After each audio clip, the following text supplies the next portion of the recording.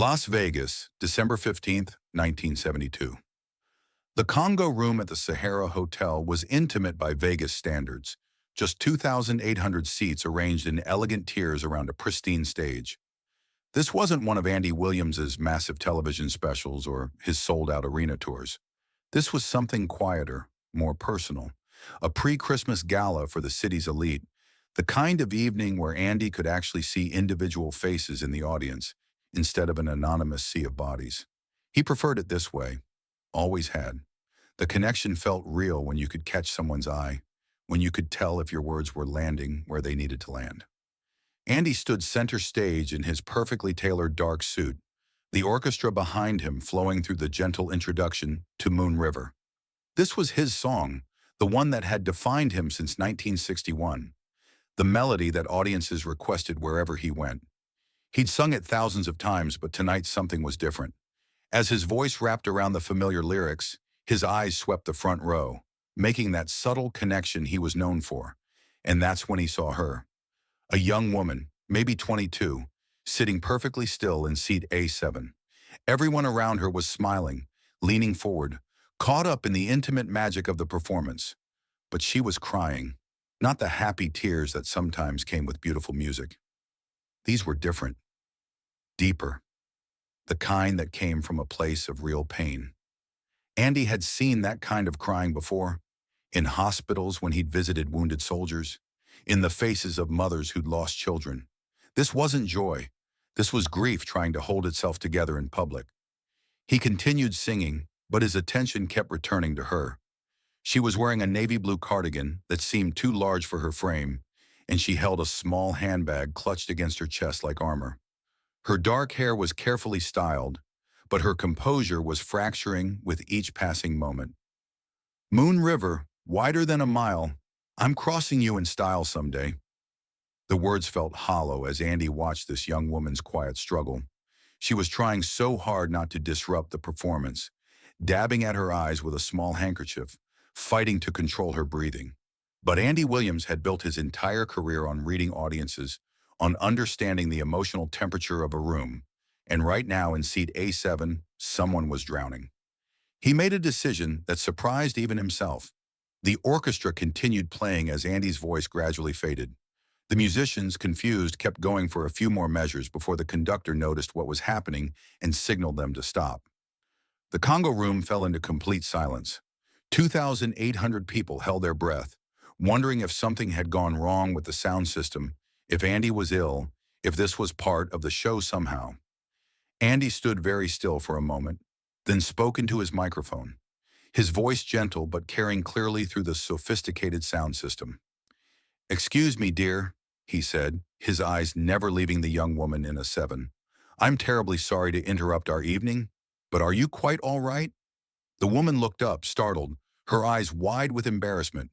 She glanced around, suddenly aware that 2,800 people were looking at her. Her face flushed crimson. I'm so sorry," she whispered, though the microphone somehow caught it. "Please don't stop the show for me. I'm fine." Andy stepped closer to the edge of the stage. "Well, I don't think you are fine, and that's perfectly all right. My name is Andy Williams, though I suspect you already know that." A gentle ripple of nervous laughter moved through the audience. "What's your name?" "Jennifer," she managed, her voice shaking. "Jennifer Walsh." "Jennifer Walsh, that's a lovely name." "Now, Jennifer, I've been performing for more years than I care to count, and I've learned that when someone cries during Moon River, it usually isn't because of my singing." More laughter, warmer this time. "Would you mind terribly if I asked what's troubling you?" Jennifer looked down at her hands, then back up at Andy. Something in his eyes, the genuine concern there, seemed to unlock something in her. "I'm here for my brother," she said, her voice barely audible. "Michael, he's 19. He's very sick, and he loves your music so much. He especially loves Moon River. He wanted to come tonight more than anything, but he can't. He's too weak. So I came instead, hoping I could somehow—" She paused, struggling with the words. "I wanted to bring this back to him somehow. But sitting here, listening to his favorite song, I realized I can't really give this to him. I can't make him better. I can't give him what he wants most. The Congo Room remained absolutely silent. Andy felt something tighten in his chest. He'd performed through personal tragedies, through national disasters, through every kind of crisis imaginable. But there was something about this young woman's quiet desperation that reached him in a way that transcended performance. "How long has Michael been ill?" Andy asked softly. 8 months. They gave him 6 months, but he's still fighting. He's always been stubborn that way. Jennifer managed a small smile. "He has all your albums. He listens to them constantly at the hospital. The nurses know your songs by heart now because of him." Andy nodded slowly. "What does Michael want to be when he gets better?" "He wants to study music. He plays piano, not as well as you, but he tries. He writes songs sometimes. They're actually quite good." Jennifer's voice grew stronger as she talked about her brother's dreams. "He says he wants to write songs that make people feel the way yours do. Safe somehow. Less alone." Andy stood at the edge of the stage for a long moment, his mind working. Then he turned to his conductor and nodded. The orchestra began the introduction to Moon River again, but this time Andy sang it differently. He sang it directly to Jennifer Walsh, not as a performance for 2,800 people, but as a gift for one dying boy who couldn't be there to hear it. His voice was softer, more intimate, carrying a weight of intention that transformed the familiar song into something entirely new. When he reached the final phrases, Andy's voice broke slightly, and those who knew him well realized they were witnessing something unprecedented. Andy Williams never lost control of his voice. Never. But tonight, emotion had won. The song ended to thunderous applause, but Andy held up his hand for silence. "Jennifer, would you be willing to stay after the show? I'd like to speak with you about Michael." She nodded, tears flowing freely now. Andy finished his performance, but everyone in the Congo Room knew they had witnessed something extraordinary. This wasn't just entertainment. This was compassion made visible. Humanity interrupting commerce. After the show, Andy met Jennifer in a small room backstage. She was still wearing the oversized navy cardigan, still clutching her handbag. "Tell me more about Michael," Andy said, settling into a chair across from her. "He's at Cedars-Sinai. He has leukemia. The doctors are doing everything they can, but—" Jennifer's voice trailed off. "He tries to stay positive, but I can see how tired he's getting. How scared. He doesn't want anyone to see it, but I'm his sister. I know." Andy listened without interrupting. When Jennifer finished, he was quiet for several moments. "I'd like to arrange something for Michael," he said finally. "It'll take a few days to set up, but I think we can give him something special. Not a recording or a photograph. Something real." "Mr. Williams, you don't have to—" "Please," Andy said gently. "Let me do this." 3 days later, a private car arrived at Cedars-Sinai Medical Center. Jennifer had told Michael they were going for tests at a different facility, a small lie to avoid disappointment if something went wrong. Michael was weak but alert, curious about the mysterious trip across the city. When the car pulled up to a small recording studio in Hollywood Hills, Michael saw Andy Williams standing outside waiting. For a moment, Michael thought he was hallucinating from the medication. "Hello, Michael," Andy said, approaching the wheelchair. "I'm Andy Williams. Your sister tells me you're a fan of my music." Michael couldn't speak. He just stared, tears beginning to flow.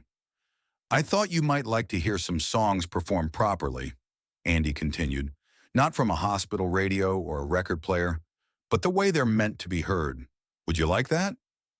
The recording studio had been transformed. Medical equipment stood discreetly in corners. Nurses were stationed nearby. Everything Michael needed to be safe and comfortable. But in the center of the room, Andy had assembled a small orchestra, piano, strings, everything needed to perform his songs as they deserved to be performed. They played for 2 hours. Every song Michael loved. Moon River, of course, but also The Days of Wine and Roses, Can't Get Used to Losing You, Love Story. Between songs, Andy sat beside Michael's wheelchair and talked with him about music, about composition, about the craft of songwriting. The secret, Andy told him during a quiet moment, isn't technical perfection, it's honesty. The best songs come from real places, real emotions. They tell the truth about what it means to be human. Michael, his voice hoarse but determined, asked, Could you play something I wrote? Jennifer had brought sheet music for one of Michael's compositions, a simple melody with lyrics about hope persisting in darkness. Andy studied it carefully, then nodded to his pianist. As Andy Williams sang her 19-year-old brother's song, Jennifer understood she was witnessing something sacred. Not just kindness, but recognition. Andy was treating Michael not as a dying boy, but as a fellow artist, as someone whose voice mattered. Michael died 7 weeks later, on February 3rd, 1973. Jennifer was holding his hand when he slipped away peacefully. In those final 7 weeks, Michael had listened to the recording from that day constantly. He had become, in his own mind, not just a fan who met his idol, but a songwriter whose work had been performed by Andy Williams. That identity carried him through his final days with dignity intact. 3 days after Michael's funeral, Jennifer received a handwritten letter from Andy Williams. The envelope was simple, cream-colored, her name written in Andy's careful script. "Dear Jennifer," the letter began, "I heard about Michael, and I wanted you to know how profoundly he affected me. In our brief time together, I saw something remarkable. Michael possessed what every great artist needs but few ever find: the courage to create beauty in the face of suffering. His song, the one I was privileged to perform, came from a place of authentic human experience. That's rarer and more valuable than any technical skill. You should know that I've had that song professionally arranged. I plan to include it in my next album, credited to Michael Walsh. Not as charity, but because it deserves to be heard. Because Michael's voice, his truth, shouldn't die with him. Grief is love with nowhere to go. But Michael's love, his music, his courage, those things have somewhere to go. They live on in the lives he touched, in the beauty he created, in the brother he was so fortunate to have. With deepest sympathy and greatest respect, Andy Williams." True to his word, Andy included Michael's song on his 1973 album, Solitaire. He never publicized the story behind it, never used Michael's illness for promotion. The song simply appeared, credited to M. Walsh, and those who listened closely could hear something different in Andy's interpretation. Something personal, something reverent. Jennifer kept that letter for the rest of her life. She also kept something else, a recording of that day in the studio. Not the music, but the conversation. Andy talking with Michael about composition, about honesty in art, about the courage required to create. She played it whenever she needed to remember not just how Michael died, but how fully he had lived in those final weeks. Inspired by what she'd witnessed, Jennifer changed her major from business to nursing, specializing in pediatric oncology. For 35 years, she worked with terminally ill children, and she used what Andy had taught her: that dignity matters more than pity, that these children were more than their diagnoses, that everyone deserves to feel seen and valued for who they are, not just what they're suffering from. In 1998, 25 years after Michael's death, Jennifer was working as head of pediatric oncology at Children's Hospital Los Angeles when she received an unexpected call. Andy Williams wanted to establish a foundation providing music therapy for terminally ill children. Would she consider serving on the board? At their first meeting, Andy, now in his 70s, looked exactly as Jennifer remembered: elegant, gentle, present in a way that made you feel like the most important person in the room. "I never forgot Michael," he told her, "or what you taught me that night in Vegas." "What did we teach you?" Jennifer asked. Andy was quiet for a moment. "That sometimes the most important performance isn't the one everyone sees. It's the one nobody sees. The moment when you choose to stop everything else and really pay attention to someone who needs it." The Michael Walsh Foundation, as they named it, provided music therapy, private concerts, and recording opportunities for children facing terminal illness. Over the next 2 decades, it touched thousands of families, always quietly, never seeking publicity or recognition. When Andy Williams died in 2012, Jennifer spoke at his memorial service. She told the story of December 15th, 1972, the night Andy Williams stopped singing because he saw her crying. "Andy taught me that greatness isn't measured in sold albums or packed theaters," she said to the gathering of family, friends, and fellow musicians. "Greatness is measured in moments of genuine human connection, in the choice to see someone else's pain and do something about it." in understanding that sometimes the greatest gift you can give someone isn't your talent, but your attention. Michael lived 7 more weeks after that night at the Congo Room. But in those 7 weeks, he didn't see himself as a dying boy. He saw himself as a songwriter whose work had been performed by Andy Williams. That identity, that dignity, that recognition, that was Andy's real gift. Not the private concert, though that was beautiful. The gift was seeing Michael as an artist, as someone whose voice mattered. That's who Andy Williams was when the cameras weren't rolling and the audiences weren't watching. He was someone who saw what mattered and acted on it, who understood that fame is just a platform, and the only question that matters is what you do with that platform when someone needs your help. The story of that night in Vegas was never publicized during Andy's lifetime. He never sought credit for what he'd done for Michael Walsh. But those who were there, the 2,800 people in the Congo Room, the musicians who played that day, the medical staff who facilitated it, they never forgot. They told their children and grandchildren about the night Andy Williams stopped mid-song, about the crying girl in seat 7, about the dying boy who became a published songwriter. They remembered not just the music, but the moment when entertainment became something larger, when celebrity became service, when one person's pain was met by another person's grace. That's the legacy that matters. Not the gold records or the television specials, though those were significant. The legacy that endures is the understanding that we are all responsible for each other, that when we see suffering, we have a choice, to look away or to lean in. Andy Williams leaned in. He saw Jennifer Walsh crying for her dying brother, and he stopped everything to help. In doing so, he gave a 19-year-old boy the chance to see himself not as a victim, but as an artist. Not as someone who was dying, but as someone whose voice would live on. That choice, to stop, to see, to care, to act, rippled outward for decades. Jennifer became a pediatric oncology nurse. Thousands of families received support through the foundation. Countless children experienced the dignity of being seen as whole people rather than just their diagnoses. One moment of compassion in a Vegas showroom became a lifetime of service. One interrupted song became a symphony of care that played for 40 years.